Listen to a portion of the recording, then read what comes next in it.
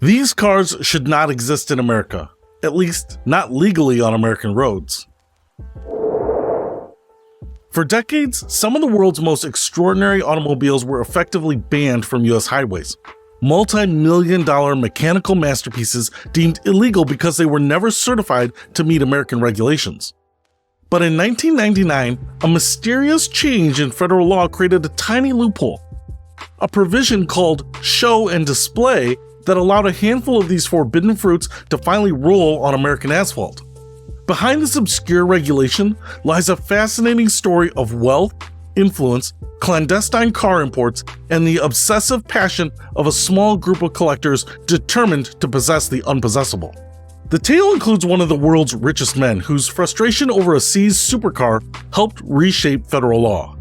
It includes cars smuggled into the country under the cover of night, legendary vehicles trapped in a legal limbo for years, and secret negotiations at the highest levels of government.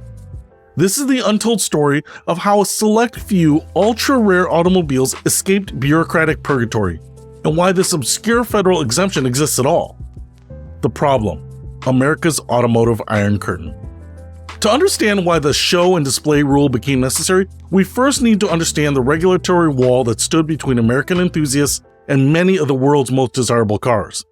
In 1966, in response to alarming highway fatality rates and Ralph Nader's influential book Unsafe at Any Speed, Congress passed the National Traffic and Motor Vehicle Safety Act. This landmark legislation empowered the government to set safety standards for all vehicles sold in the United States.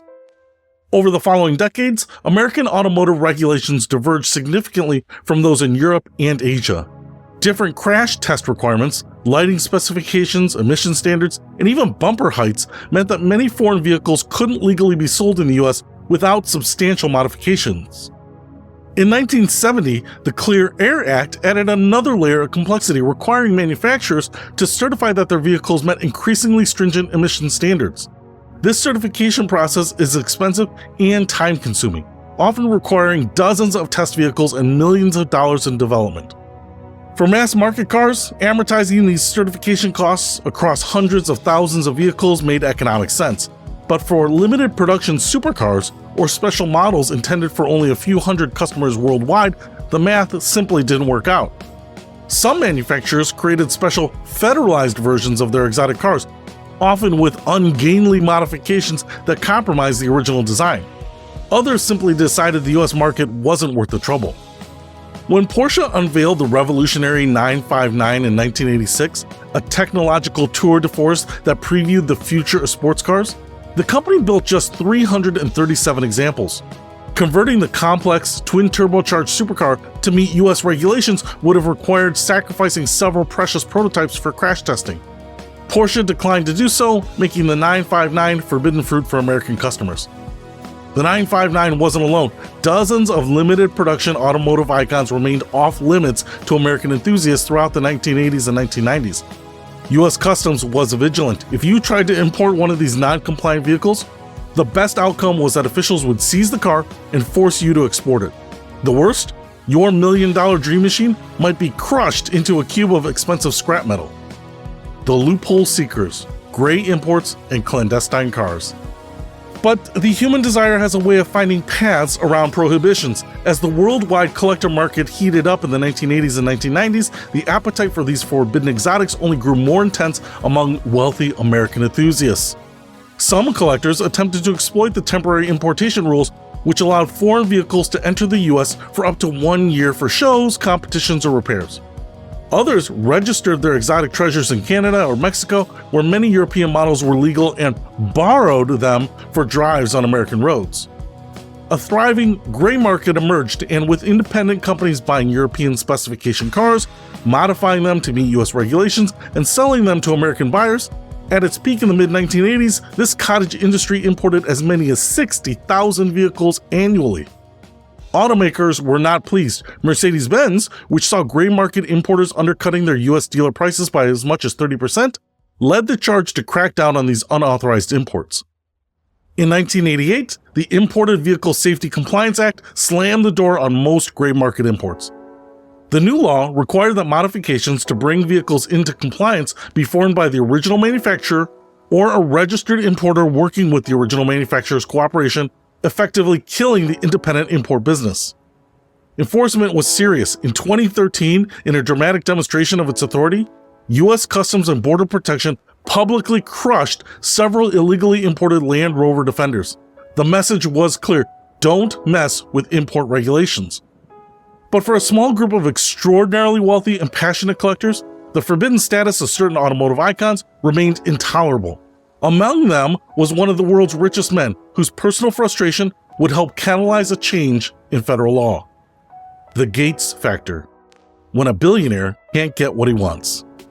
In 1987, Microsoft co-founder Bill Gates ordered a Porsche 959, at the time the most technologically advanced sports car ever created.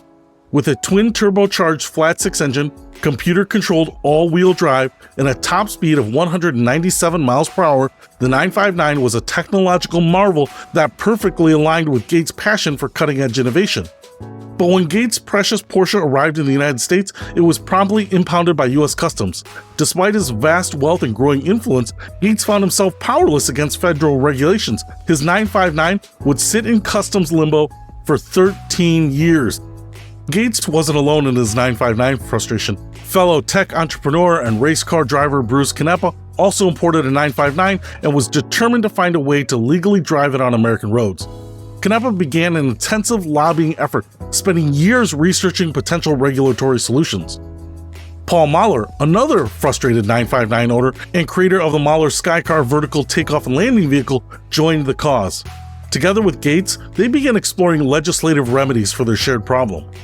While Gates had never publicly confirmed his involvement in the lobbying effort that followed, multiple sources in the collector car community have suggested that his influence played a significant role in what happened next. In 1998, a small provision was tucked into a massive Transportation Equity Act for the 21st century. A $217 billion federal bill primarily focused on highway infrastructure and funding. That seemingly minor amendment introduced a new concept into U.S. import law: the show and display exemption. The provision created a narrow exemption to federal import regulations for cars of historical or technological significance produced in limited quantities. Vehicles approved under the show and display could be legally imported and driven on U.S. roads for up to 2,500 miles per year, primarily for exhibition purposes. The National Highway Traffic Safety Administration was charged with determining which vehicles qualified. To be eligible, a car needed to be produced in quantities of no more than 500 worldwide and possess exceptional historical or technological significance. In 1999, after a 13-year wait, Bill Gates was finally able to legally register his Porsche 959.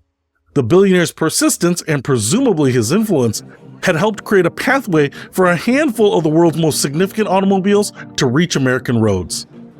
The chosen few. Which cars qualify and why? So which cars actually qualify for this rare exemption? The National Highway Traffic Safety Administration maintains a list of approved vehicles, and the criteria are exceptionally stringent. To qualify, a vehicle must be produced in quantities of 500 or fewer worldwide. It must have historical or technological significance, and it cannot have a substantially similar U.S. certified counterpart. Even then, approval isn't guaranteed. A list of approved vehicles reads like a dream garage of automotive unobtainium. The McLaren F1, of which only 106 were built, the Mercedes-Benz CLK GTR, just limited to 25 examples, the Porsche 959, the Jaguar XJ220, and various limited edition Lamborghinis and Bugattis. Interestingly, the rule isn't limited to super exotics. The Nissan R34 Skyline GTR V-Spec and Midnight Purple 2, of which only 282 were produced, and even certain Volkswagen concept cars have been granted approval. But NHTSA is selective. Many applications are denied because the cars don't meet the strict criteria for historical or technological significance, or because the agency believes the application is an attempt to circumvent normal import restrictions. For instance, while the Porsche-built Mercedes 500e sedan is certainly desirable, it doesn't qualify because it was produced in quantities exceeding 500 and doesn't represent a significant enough technological advancement. The application process itself is involved. Potential importers must submit detailed documentation about the vehicle, including its production history, technological innovations, and historical significance. They must also prove that the specific example they wish to import is authentic and unmodified. Even after approval, there are strict limitations. Cars imported under show and display can only be driven up to 2,500 miles per year and only for purposes related to exhibition or maintenance. The owner must maintain records of the vehicle's mileage and usage and be prepared for potential inspections by federal authorities. Importantly, while show and display requires an exemption from certain safety standards, it doesn't exempt vehicles from emission requirements. Cars newer than 21 years old must still meet EPA standards or be modified. This is where specialists like Bruce Canepa come in. Canepa developed a comprehensive modification program to make the Porsche 959 compliant with California's strict emission standards, a process that costs owners hundreds of thousands of dollars but allows their cars to be legally registered. The controversy: privilege or preservation? The show and display rule has not been without controversy. Critics argue that it represents a perfect example of how the ultra-wealthy can bend laws to their advantage, a loophole literally created for billionaires. Consider the economics. To purchase a vehicle that qualifies for show and display, you typically need to spend well into 7 figures. The McLaren F1, the most numerous car on the approved list, now commands prices exceeding $20 million. The cost to modify these vehicles for emissions compliance can add hundreds of thousands more. This is clearly a regulation that benefits only the financial elite. Safety advocates have also questioned whether allowing these non-compliant vehicles on public roads, even in limited numbers, undermines the integrity of America's vehicle safety standards. Defenders of the rule make a preservation argument. These rare automobiles, they contend, represent significant chapters in automotive history and technological development. Allowing them to be imported, maintained, and occasionally driven helps ensure their preservation for future generations. Unlike paintings or sculptures, automobiles are kinetic art, meant to be experienced in motion. A Ferrari F40 sitting motionless in a museum loses an essential dimension of its significance. The show and display rule allows these mechanical masterpieces to fulfill their intended purpose, albeit in a limited way. Furthermore, advocates argue these cars inspire passion for automotive innovation and preservation when they appear at public events. A generation of engineers and designers have been influenced by encounters with these rare machines. There's also a practical reality. The limited mileage allowed under show and display means these vehicles spend minimal time on public roads, representing a negligible safety risk. Many contemporary supercars that are fully compliant with US regulations have performance capabilities far exceeding these classics. The modern landscape, how the rule functions today. Today, the show and display rule continues to function much as it did when it was established in 1999. NHTSA maintains a list of approved vehicles, and wealthy enthusiasts continue to use the provision to import automotive treasures that would otherwise remain forbidden. The actual number of cars imported under the rule remains small, likely fewer than 100 vehicles in total since its inception. This limited impact helps explain why the loophole has persisted despite its controversial nature. Interestingly, show and display has become somewhat less critical thanks to another provision in the US import law, the 25-year rule, which exempts vehicles 25 years and older from most federal safety standards. As time passes, more of these once forbidden exotics age into this broader exemption. The Porsche 959, the car that helped inspire show and display, is now old enough to be imported under the 25-year rule regardless of its show and display status. The same applies to the Ferrari F40 and many other supercars from the 1980s and early 1990s. However, for newer limited production hypercars, show and display remains the only pathway to legal US importation. Vehicles like certain Pagani models, limited edition Koenigsegg's, and even some special edition Ferraris would be impossible to legally register in the US without this provision. NHTSA periodically updates its list of approved vehicles. Recent additions include the McLaren Senna GTR, limited to 75 examples worldwide, and the Aston Martin Vulcan, of which only 24 were produced.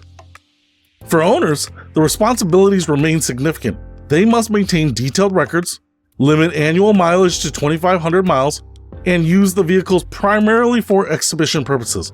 The cars must be maintained in their original configuration, with modifications allowed only for emissions compliance. Wheels of influence. The show and display rule represents a fascinating intersection of wealth, influence, automotive passion, and federal regulation. It stands as perhaps the only federal law created specifically to accommodate the desires of a handful of ultra-wealthy collectors. yet it also serves a legitimate preservation purposes.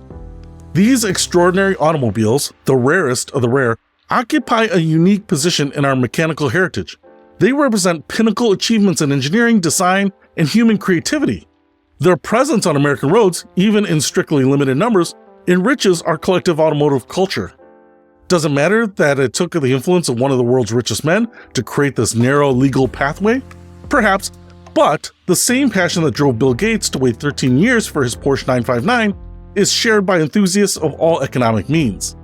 When a McLaren F1 or a Mercedes CLK GTR appears at a public car show, it draws crowds of admirers who may never be able to afford such machines but can now appreciate their significance. In this way, the show and display rule democratizes access to automotive history, even as its direct benefits flow primarily to the privileged few. The story of the show and display rule reminds us that our legal system is not immune to influence, but also that passion for mechanical excellence transcends economic boundaries. These rolling sculptures, preserved through a particular legal loophole, represent more than just the playthings of the wealthy. They are tangible links to watershed moments in automotive evolution, permitted to fulfill their purpose on American roads through a provision as rare and as exceptional as the machines it was designed to accommodate.